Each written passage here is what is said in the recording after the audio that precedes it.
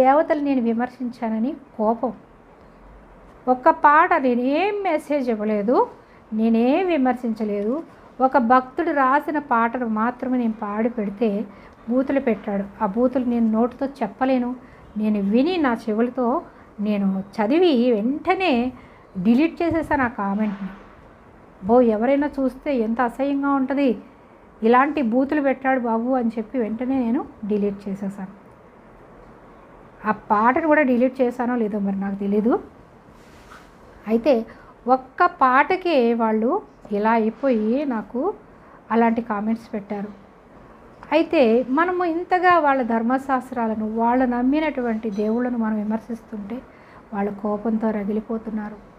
దయచేసి మనం దేవుని ప్రేమను మాత్రమే ప్రకటిద్దాం, దేవుని ప్రేమను మాత్రమే చూపిద్దాం. మన క్రైస్తవ్యాన్ని కాపాడుకుందాం, మన దైవ సేవకులు కాపాడుకుందాం.